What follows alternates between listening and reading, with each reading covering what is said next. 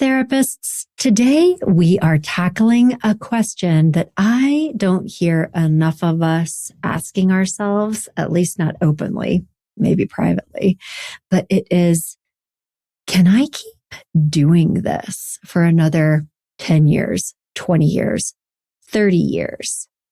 Is my career path going in a positive or even sustainable direction? Not just can we endure it, right? But do we want to? Is this working for us? And I think this is so important because, as we know, burnout is rampant in our industry, and a lot of therapists are not okay, not having a good time, and not thinking as much as they could be about the bigger picture, career path planning questions that can set them free. And that's what we're doing on today's episode of Love, Happiness, and Success for Therapists. If this is your first time tuning in, I am so glad you're here. Like you, I am a therapist. I am Dr. Lisa Marie Bobby, and I'm dually licensed as a psychologist. I am also a marriage and family therapist. I am a very proud board certified coach through the NBCC. I'm also an AMFT approved clinical supervisor. And for the last 10 years or so, I have run Growing Self-Counseling and Coaching, which is a significant group practice. We have dozens of therapists running around here. And part of my job, possibly the biggest part of my job, is making sure that the therapists who are counting on me to help them have a nice time, a positive, pleasurable, lucrative career, is being attuned to them. And as part of that, one of the things that I'm always thinking about and encouraging therapists to be talking about is, who are you? What do you want? And what is your vision for your path forward? How are you going to get there? But that conversation always starts, first of all, with the bigger picture vision of where all this is going. The answer to that question obviously looks really different for all of us, but the way of having that conversation and how to get visibility into that, there are a lot of common elements. And that's what I wanted to bring to you today on this episode of Love, Happiness, and Success for Therapists, because honestly, it's been coming up a lot in my world lately. I think less so with the clinicians who are associated with Growing Self, the Growing Self network, because they did that work and now they're comfy. But what I'm hearing where this is very salient is therapists who are in my coach training program. I do a training program exclusively for licensed therapists to become board certified coaches through the NBCC. And this is I wouldn't call it a crisis, but a thing that needs to be figured out, because many times therapists become interested in coaching because they feel like a continued trajectory as a therapist has started to feel challenging. They don't want to keep doing what they have been doing. And so they learn about coaching at a very high level and thinking about the benefits that do exist, right? Coaches typically earn more money per hour than therapists do. There are opportunities to develop a private practice, to have a larger scope as a coach than just a therapist. And so therapists like that idea. But what they're not always prepared for is part of the reality that exists for coaches and also successful therapists around, how do I want to differentiate myself in a very crowded marketplace? But what do I want to specialize in? And this is especially true for therapists that coach. Therapists that don't coach, if we're doing mental health practitioners, we can get away with being more of a generalist. Although if your goal is to have a successful private practice, you still do need to specialize, because you need to give people a reason to work with you when they have a lot of other options. But especially if you want to move into coaching, a coach is expected to have specific subject matter expertise that is unique, right? So just being like, well, I'm a life coach. What does that mean?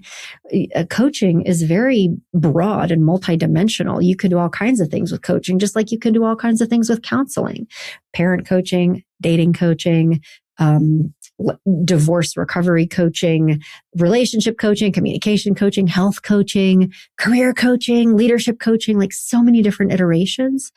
And also in a therapy practice, if your goal is to have a independent, private pay therapy practice with people who are willing to pay top dollar to see you, they need to have a reason why. So this can be a real challenge for therapists, especially as they're getting a little bit further into their careers, to do career path planning in a really intentional way.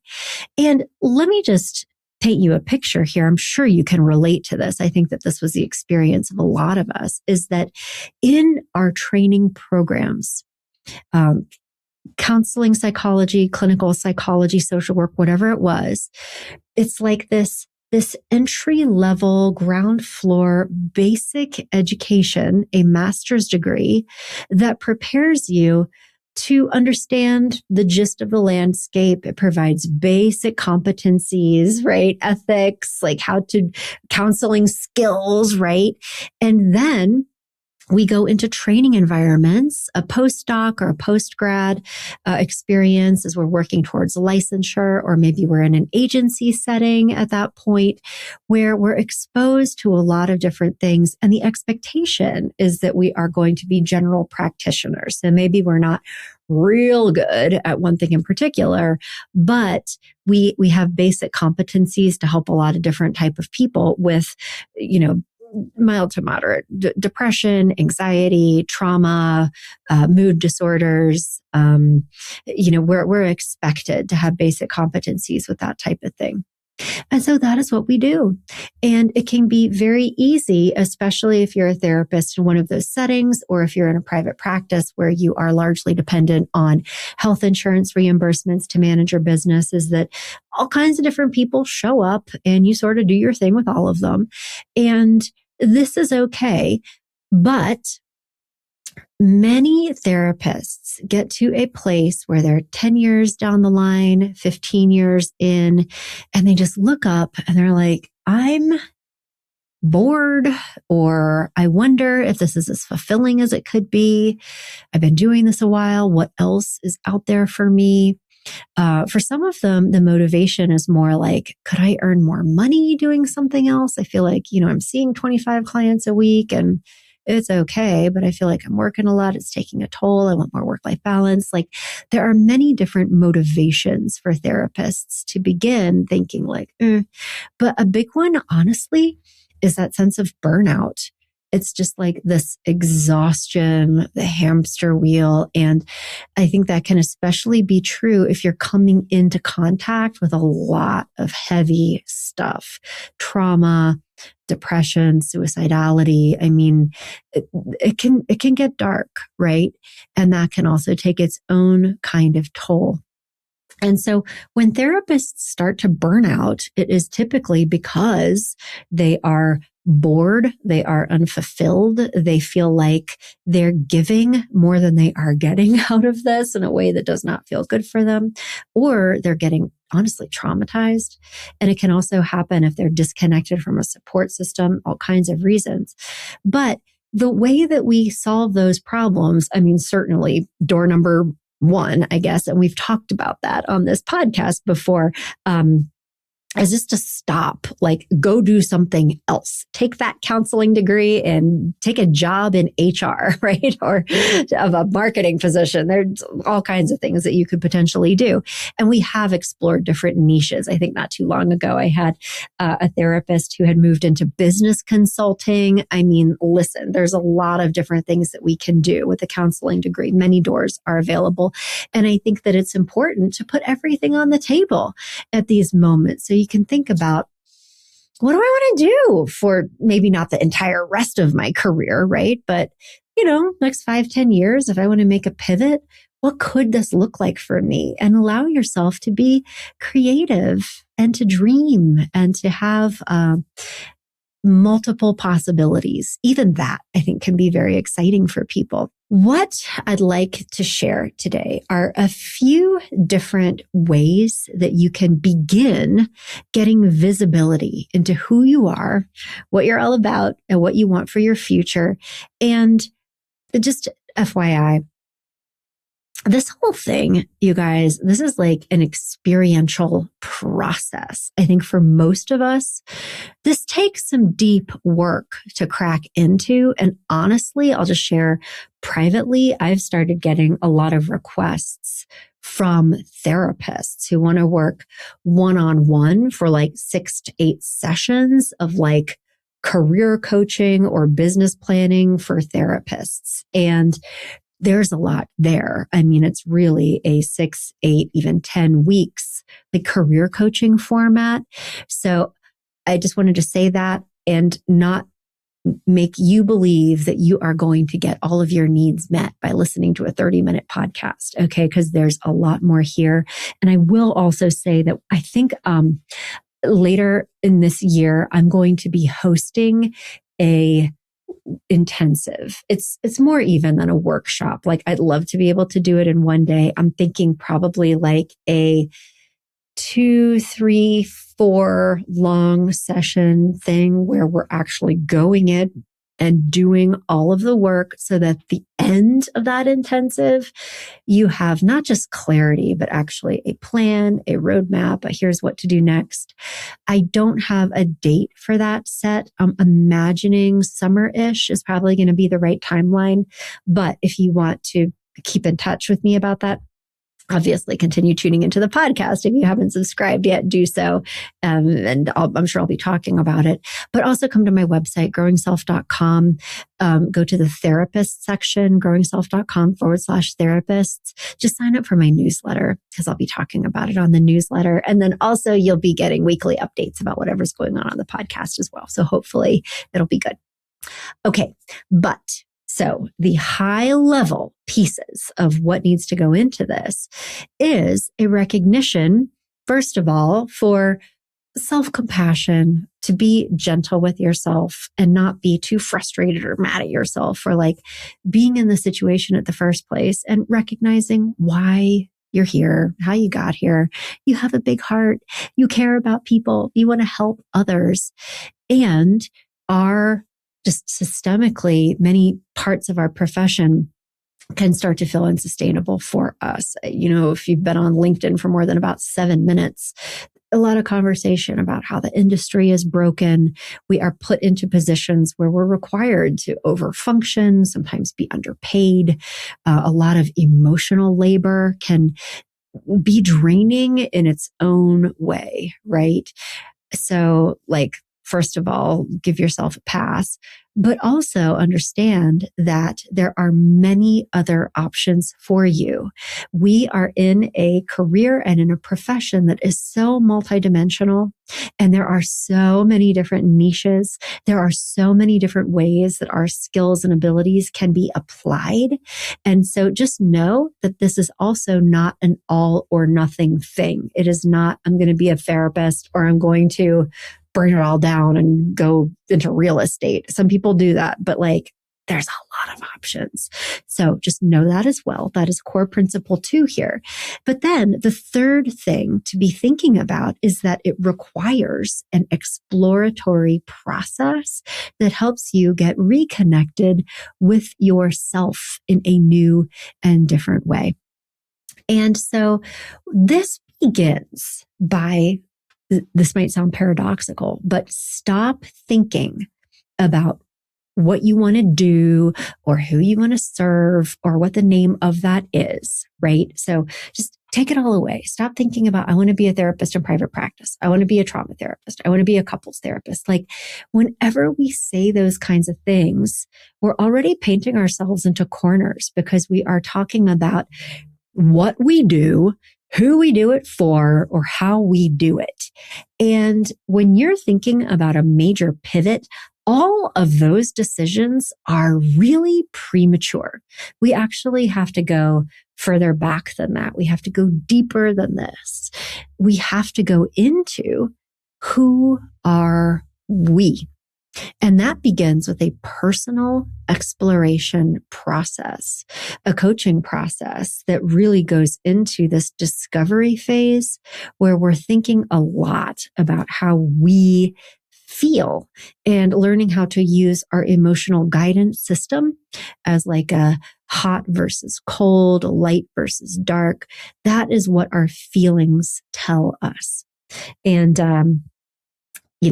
I'll just tell you, many therapists, when they begin learning about coaching psychology, because they've been socialized to believe that we don't talk about feelings in coaching, nothing could be further from the truth. What I'm talking with you about right now is actually part of a coaching process where we must be tapping into your feelings in order to understand who you are and what you care about, right? What feels good for you and what feels bad for you. That's part of the way that we learn about ourselves.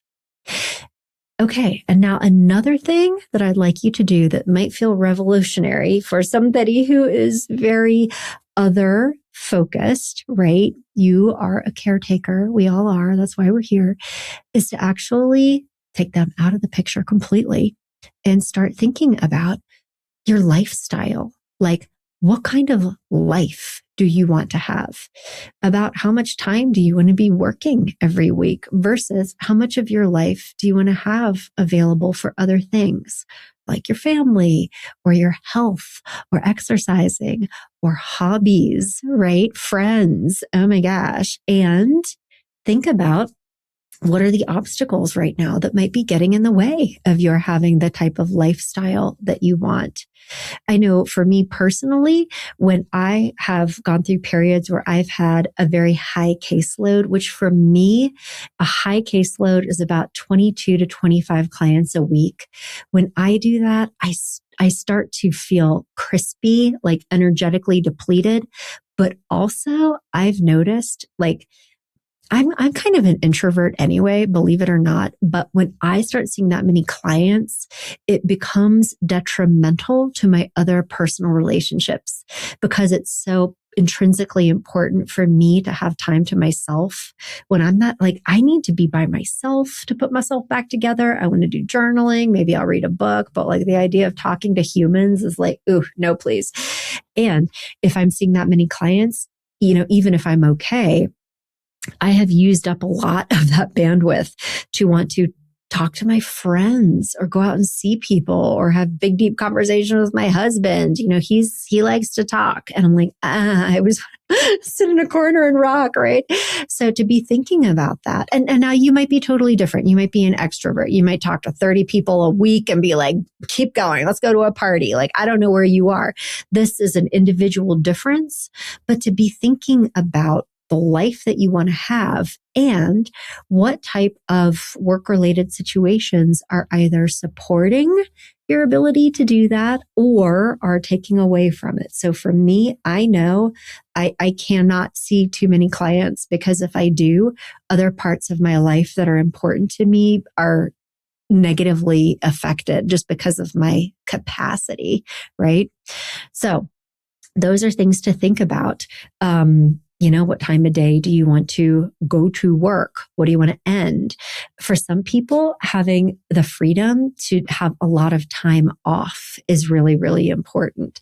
And for some people, that is like PTO is indispensable. For others, it's just the freedom to not work if they don't want to, right? That can sometimes be the case in a private practice environment where you don't have PTO, but you also can leave whenever you want. And that can be an advantage.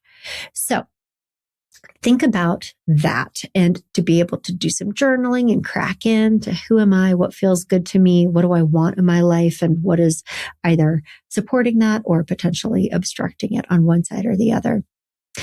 Now, the other idea that I want to put in front of you is related to the concept of optionality versus identity. Let me explain. Many therapists do start to feel stuck because they get attached to a singular identity, or they imagine that this chosen identity extends like forever into the future. The new idea here is that we can choose different roles and identities. We can have a multidimensional professional identity. We can do more than one thing at the same time. And if we make these choices wisely, it can be generative, right? If we are doing things that energize us and maybe having a more diverse professional experience, that can be one way. Sometimes people will have chapters. They will have different identities, sort of one after the other, but we need to give ourselves permission to have more flexibility in that. When we get real, attached to one identity and it will go on forever, is not only not realistic, it's also not necessary, and it can create obstructions for us that can feel bad. So you might even consider having a primary professional identity, like this is my core track, and a secondary track. This is your expansion lane. You may even have a tertiary track. So, for example, maybe your primary lane is that you are a therapist who specializes in trauma, okay? But you can't do that all the time. And I think especially therapists who do have a lot of trauma-focused clients, that can start to feel dark. It can start to feel heavy. It can start to feel unsustainable. Many therapists who are operating in that space benefit enormously from having other tracks. So you might consider, and this was true for me, I pursued clinical supervision. I was very interested in that. Also, I really get so jazzed about education. That is something that really lights me up. I love it. That's part of the reason that I'm sitting here doing podcasts, is because I feel that it's a educational endeavor. And so for me, in order to feel whole and like I am having a professional experience that feels good for me, there must be a teaching component there.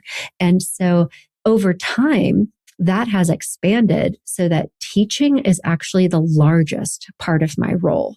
So coaching certification for therapists, teaching therapists different specialized skill sets to meet presenting needs for clients who are coming into high-end private practices that therapists don't really have opportunities to learn about otherwise. I mean, even something as simple as premarital counseling. Like, I am literally a licensed marriage and family therapist.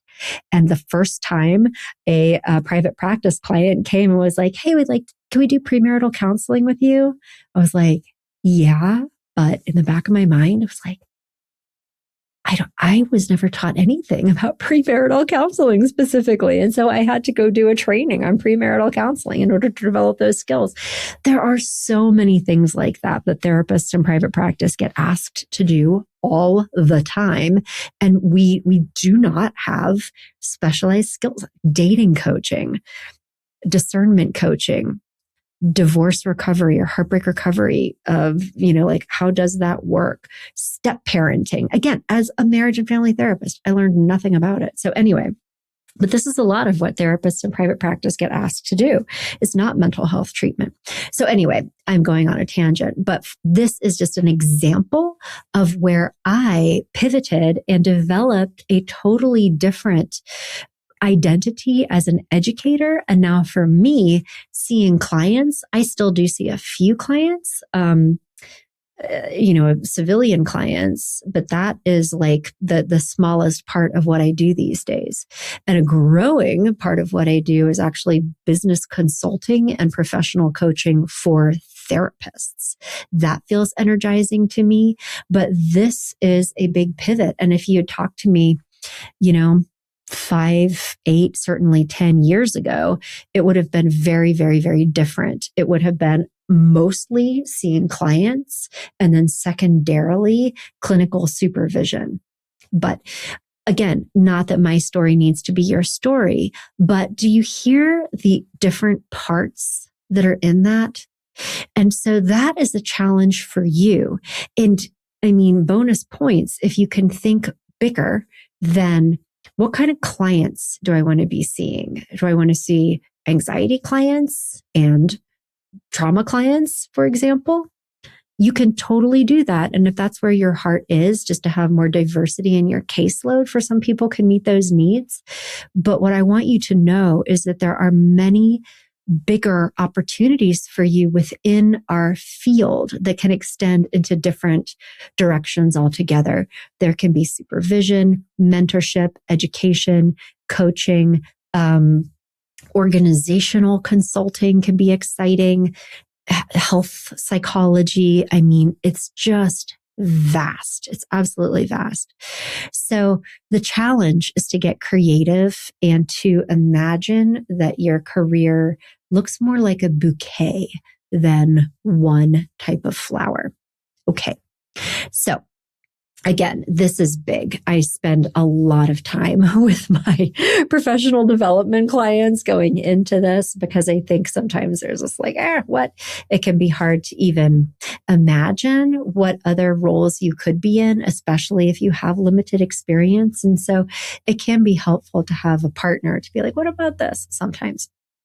Okay, so we're thinking about your career as a bouquet that has more than one thing, or also potentially in seasons. And that goes into what season of life am I in right now? What makes me feel excited right now? But also personally, what season of life am I in? Am I the parent of young children? That might be a different season of life than it would be when the kids are more independent, right? And also to think about how what we do can build over time. And so where are you now? And what is the next thing that you would feel excited about learning? So for example, maybe it is focusing on typical presenting issues, anxiety and depression. Maybe as you get further, you're understanding the relationship between a trauma history and anxiety and depression. So you go into trauma-focused treatments, do that for a little while, get a really good foundational understanding of trauma, how it works, how to treat it. And then the next frontier, we can move into things like psychedelic therapies, metabolic therapies. I mean, like, what does the research say in adjacent fields? Psychology, psychiatry rather, health psychology, and how can we incorporate this into what we're doing to keep moving forward and like building on what we do in increasingly specialized ways. So this requires looking around at the growing edges of our industry for what are other people doing? What is emerging research? And this means putting yourself in situations where you have the opportunity to learn and grow. And this in itself, I think, is a very important part of professional path building, is putting yourself in situations where you get access to new information. You can mix it up a little bit. This might be going to a professional conference through the APA or the ACA or whatever your association is, like panel discussions, continuing education events. I mean, one of the things that I have been so jazzed about for my own benefit in some way, because I'm such a nerd, but I started doing a free continuing education series as part of the Love, Happiness, and Success ecosystem, but is designed to be around things that I think are fascinating. We had a clinical hypnosis training not too long ago. Prior to that, we did what therapists need to know about metabolic interventions. And that was jaw dropping when you take a look at the research and the efficacy and how it works and the impact that it has. It's like, oh my gosh, I didn't know about any of this. There are so many different things. And so you can certainly keep in touch with me as I put things that are coming down the pipeline. My one goal is that nothing will ever be boring for my CEU series. And so if you want to keep track of that, you can connect with me on LinkedIn, obviously, or go to growingself.com therapists and just sign up for my newsletter. So I send a newsletter once a week as I release podcasts, but also if we have special events coming up, you'll hear about them. So there's that. But think about like, what does that look like in your world? And certainly it could be industry learning opportunities, but are there adjacent things that you are kind of stoked about? Sports psychology. I mean, maybe you're an athlete. What is going on in that dimension that is adjacent to it?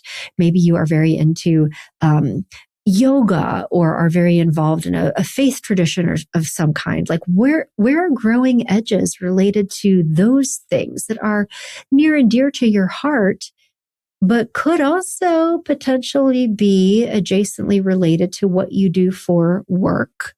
For some people, it's research, right? Like, how do we know what works? How do I get involved in research studies? It could be, doing more with professional organizations or even private organizations that are researching different things. I think there's a lot of opportunity right now for technology in our space.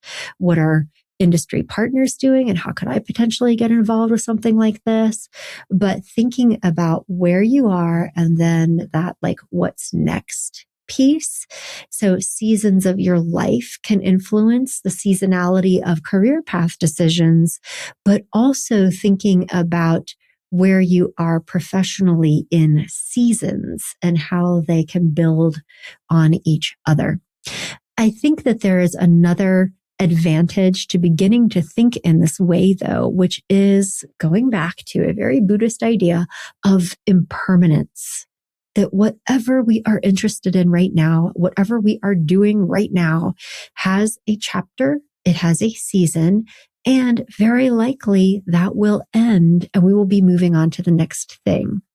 And while, especially if you're like, I don't love change kind of person, without a recognition of this and an ability to hold things loosely, that can contribute to the sense of feeling trapped. That is often a big part of the burnout experience, but it can also make wherever we are now feel very fraught. And it can make it so paralyzing to make a decision if it's like, but what if it's the wrong decision? Because then it becomes this binary, black, white. I love it. I hate it. Like it has to be the right decision. And that will always be paralyzing. Instead, if we can begin looking at whatever we do as just the next episode and this open-hearted, open-minded, open-spirited way of, if I start doing this and I don't like this, I will have moved closer to whatever is coming after that, right? So we're always looking a little bit further ahead and understanding our career path trajectory as being much bigger than whatever that one thing is. Over the course of your career span, you'll probably do 10 very different things. If you're like me, at the rate I'm going, it might be more like 20. And that's okay. That makes it easier to try new things without getting too attached. And if something doesn't work out, that's okay. We move on. And so in that spirit, it can be easier just to try stuff. And frequently, our clarity comes from movement, from taking action, from trying on the clothes instead of like just looking at it like, what, is that going to look good on me? Try the darn thing on, because then you'll know. And this is a very coaching principle. I mean, this is infused into how I think about all my clients now. But that we learn so much more about ourselves when we take action. So I formerly, my previous earliest experience as a therapist, very much identified as an experiential therapist. I did emotionally focused couples therapy. I was fascinated by Gestalt or experiential modalities of psychotherapy. And what's so interesting, like people think about coaching psychology as being very either cognitive or behavioral, and it certainly can be both. But there is this beautiful experiential component that until we engage in an action and start doing something and actually notice how we feel and who we are and what happens next. And, like the situation, our understanding is so incredibly limited. And so I hope that also gives you permission to just try things, experiment, give yourself chances to be in new environments, because I think we can underestimate the degree to which we will learn from that. And you have to do it in order to learn it. What I see with career coaching clients, civilians, but also sometimes therapists who I'm working with on a consulting or coaching basis, is that there's this human tendency to want to know what is going to happen before we do it, and to like make all the decisions in advance and close the loops so that we have certainty. And that's actually a personality style. If you just heard me say that, you're like, yeah, that's exactly what I do. You might be an Enneagram 6. Look it up.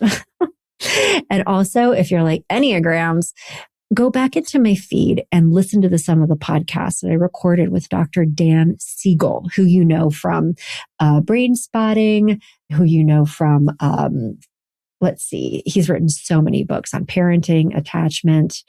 Oh my gosh, Brainstorm on adolescence, brain development. Anyway, he has spent the last probably 5 or 6 years researching Enneagram theory of personality and how to incorporate it in our therapeutic work. It's fascinating. And there's a lot of reliability and also validity to the research in that area.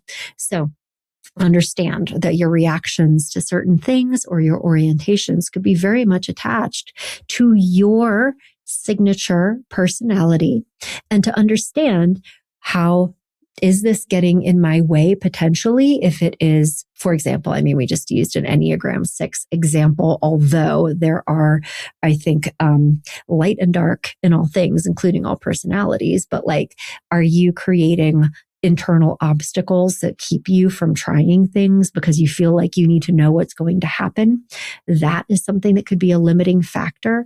However, going back to what we originally started talking about in this conversation, how do you intentionally cultivate that self-knowledge so that whatever you move into is congruent with your natural personality style?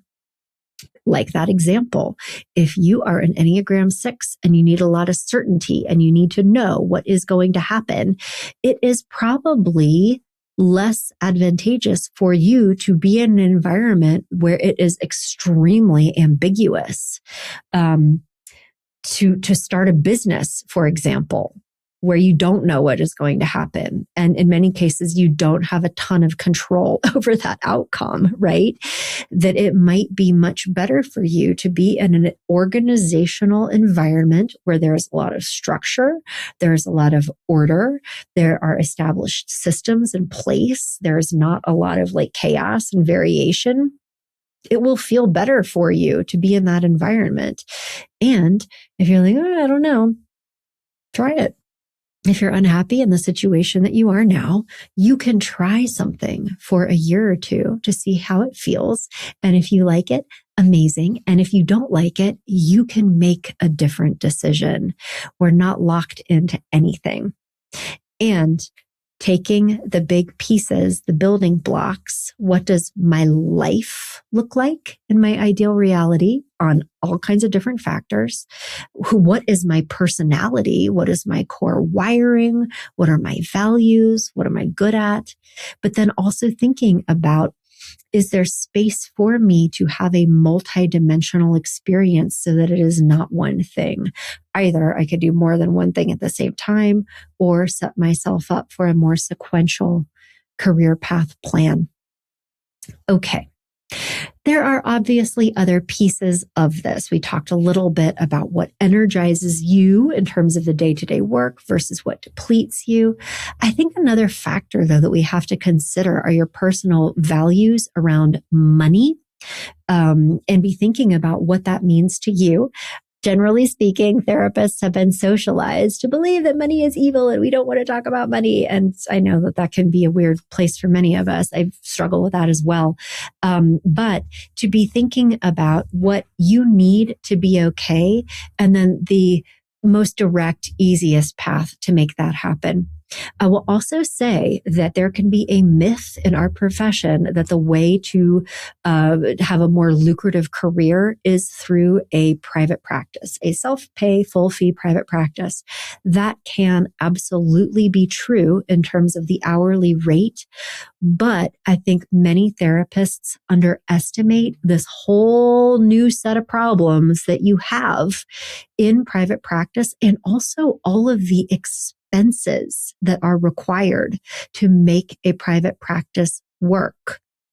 Marketing expenses, if you want to do a full fee, self-pay private practice, and how do you differentiate yourself in a very crowded market if people can get pretty much the same thing they can do with you, but through their insurance company?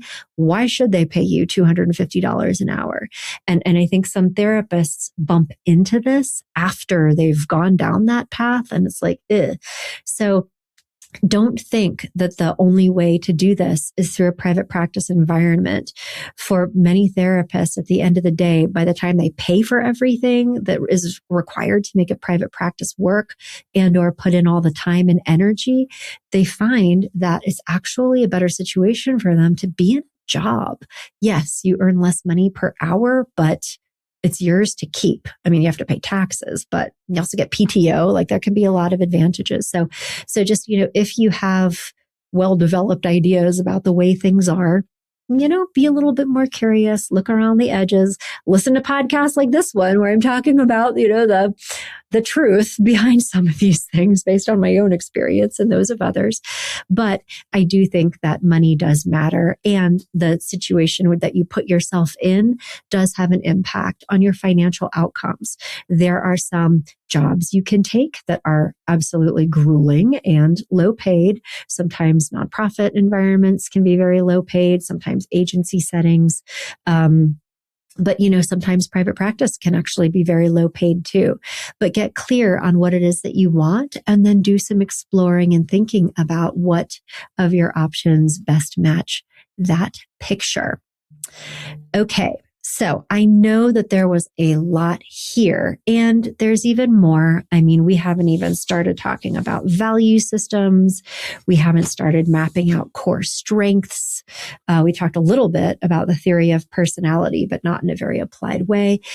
And I'm going to be going into all of this stuff, including all of the testing. You'll get all the reports. We'll do all of the activities that help you create clarity on all these different dimensions and put together an action plan through that intensive process that I am going to be hosting later this summer. And, if people like it and if there's a demand, I might start doing it more regularly. So, but again, just because there's such a need, I think that there are a lot of therapists, and maybe that's even one final takeaway. If you've been feeling a little, confused or paralyzed, or this, like, I can't stay here, but like, I really don't know where else to go instead, I just want you to know that you're not alone.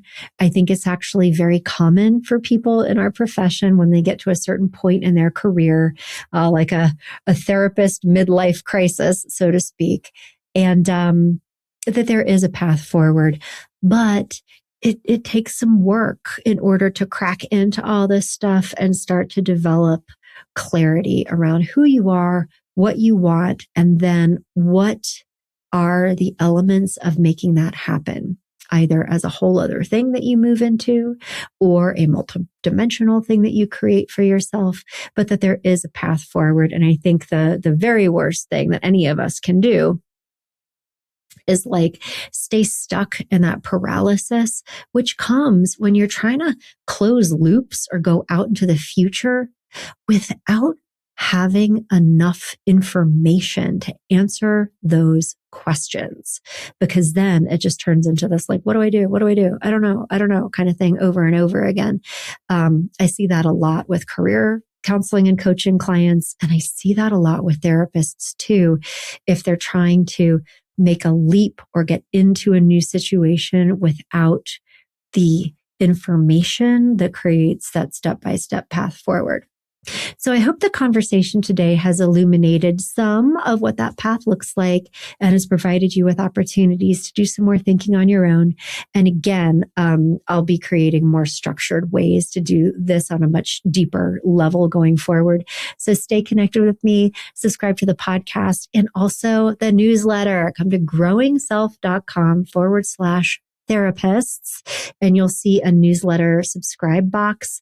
Just put your email in there, and then every week you'll get an email from me, just like what's happening on the podcast the coming week. Also, if I have free CEU trainings coming up, you'll learn about what those are. And then certainly if I'm doing, more substantial, like intensive events, you will hear about those as well. Okay. Thank you so much for spending this time with me today. And hey, pay it forward. We are all in this together.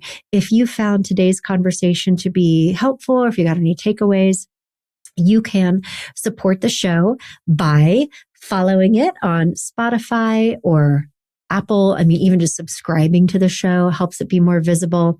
If you left a review about the show, that is even better. But the most important thing that you could do is share this with a colleague. Could be this episode, it could be the whole show, but like in your mind right now, think about another colleague that you've had a conversation with recently where they were like, what am I doing with my life? And share this episode with that person. If they get even one nugget out of this, it will have been worth it and you will have been a good friend. So on behalf of them, thank you. And thank you for listening. I'll be back in touch next week with another episode of Love, Happiness, and Success for Therapists.